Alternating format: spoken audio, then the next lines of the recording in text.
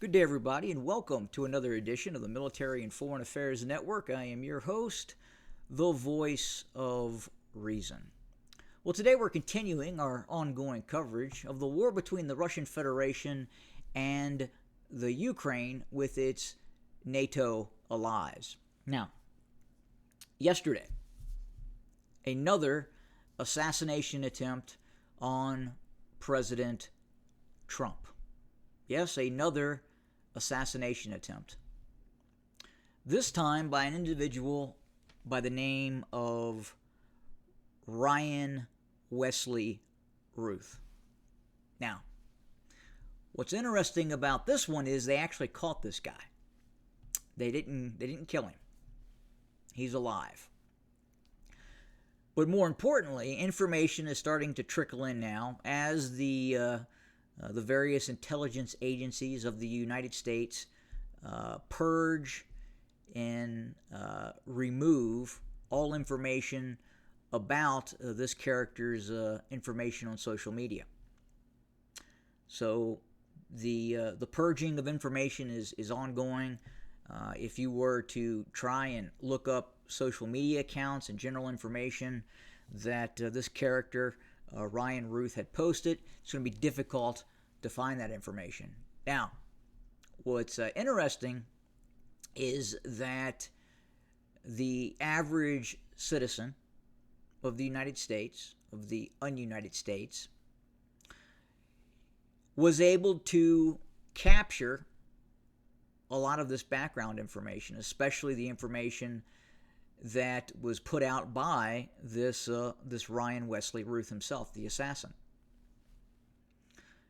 Now, what's interesting is that you will hear the mainstream media here in the United States talk about the fact that Ryan Ruth had traveled overseas, and I quote this, he traveled overseas in support of the Ukraine. Well, where was that? Where was that overseas trip? Well, that overseas trip was to the Ukraine. Ryan Wesley Ruth has been inside of the Ukraine.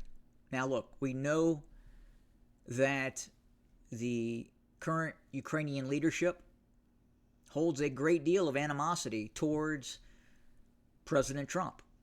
President Trump has a different outlook, probably has different policies in regards to unlimited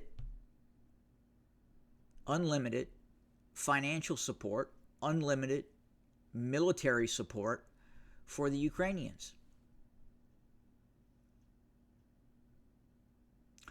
Now, that's not to say that President Trump has not allowed the Ukrainians to receive U.S. military technology. He's actually let that occur. But Volodymyr Zelensky and the current Ukrainian leadership in Kiev has great concerns about what would happen if President Trump were to be reelected. Great concerns. Massive concerns.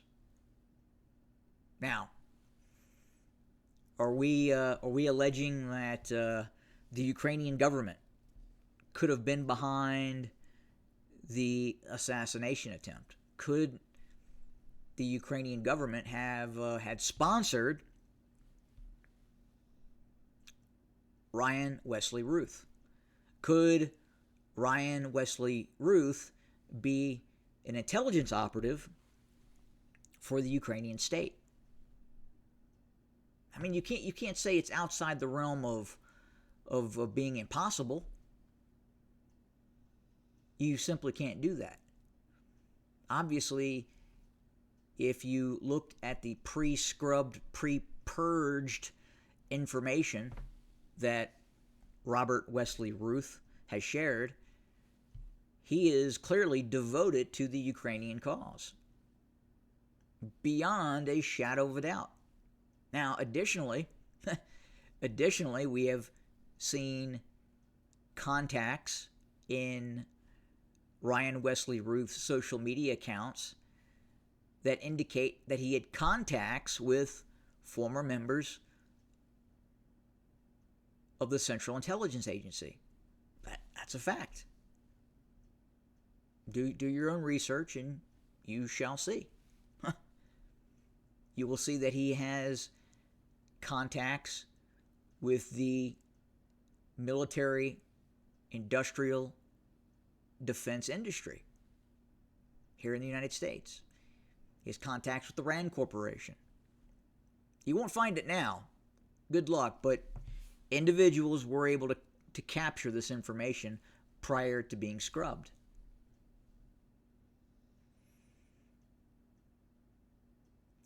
Very interesting. If you look at this individual's background, Mr. Ruth's background, all the hallmarks of a fall guy. Criminal history, was not even allowed to be in possession of a firearm, could not purchase a firearm, could not own a firearm, yet he had a what they're saying now is an AK variant, possibly an SKS variant, that was scoped, that had an optic on it. And how did he get that? We don't know. But again, very interesting. Just, you have to say on the surface, with this individual spending time in the Ukraine, actively recruiting soldiers for the Ukraine, it makes for an interesting, at least, topic of discussion. I have to tell you. It really does. Now let's see what happens with this individual. Let's see if he survives the next several weeks incarcerated in jail or prison. Let's see what happens. It's going to be interesting. Now, at the same time as this Ukrainian affiliated assassination attempt, and look, the only reason I'm saying that is because this individual was, this is a fact, a supporter of the Ukraine. He went to the Ukraine. He recruited for the Ukraine. That's all I'm saying. Outside of that, you be the judge. Now, in the southern sector, Vuhledar is about to fall. This is not being talked about a lot here in the mainstream media, here in the United States. But this will be a significant military setback for the Ukrainians.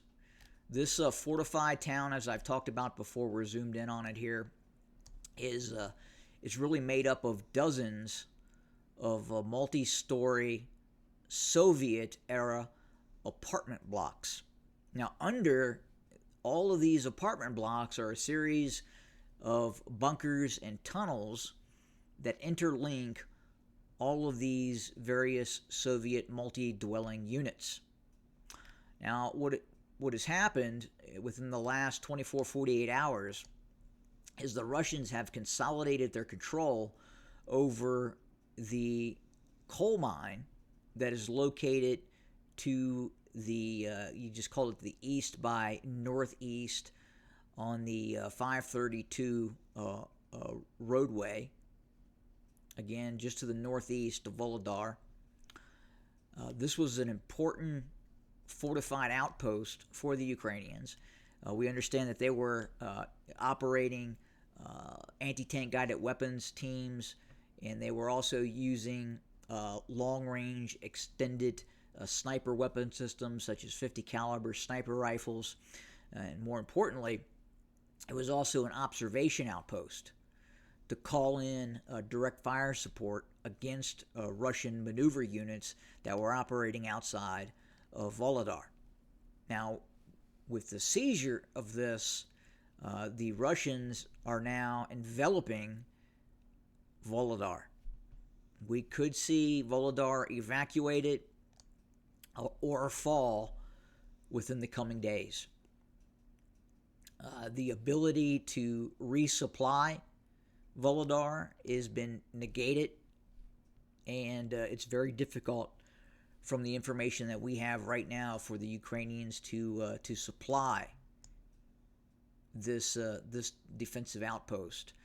Now, as the weather changes, as it starts to rain, it's going to be even more difficult to get supplies in to Vuhledar.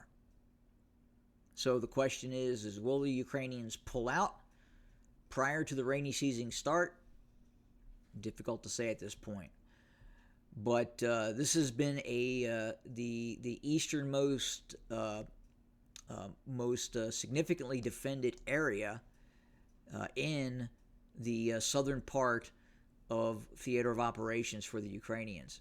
Incredibly robust defensive outpost that has been maintained in this very, very small town made up largely of Soviet-era apartment blocks. Now, as we speak, the Russian offensive continues towards the vital transportation hub of Pokrovsk.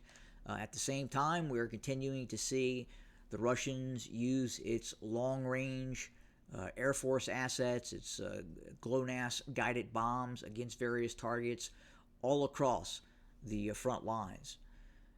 Now, the Kremlin today has announced that the Russian armed forces are going to see a further expansion, upwards to 1.5 to well over 2 million personnel. Now, we don't know what that end strength number is going to actually look like. We are unsure if they are talking about the actual expansion of the ground forces or the expansion of the total armed forces in and of itself. But again, it does appear that the Russians are making at least contingency plans for an eventual conflict, a direct conflict with the North Atlantic Treaty Organization. Look, we've talked about this before. We've talked about the expansion of the Russian military-industrial complex, the expansion of its armed forces, and that is happening. The Russians, as we speak right now, are preparing for war against NATO. And when I say preparing for war, not just proxy war, but a direct engagement, whether that's in the Baltic states, whether that's an expanded engagement zone that starts to cover targets of opportunity in Poland, in Romania, and obviously Western Ukraine. The Russians are getting ready for what appears to be, at least on the surface, an inevitable conflict. I think at this point it's safe to say that in the not too distant future or distant future, the way things are shaping up, right? When you have this major alliance between Russia, China, Iran, Venezuela, eventually we will see war. And both sides, the West, the EU, the North Atlantic Treaty Organization, the United States, is preparing itself for that actual conflict. I've talked about the track towards war. Well, we're on it. We are absolutely on it. And again, yesterday, another assassination attempt on President Trump. This time, again, with direct Ukrainian links. Very interesting. More to come. Thank you for joining us. As always, have a good day.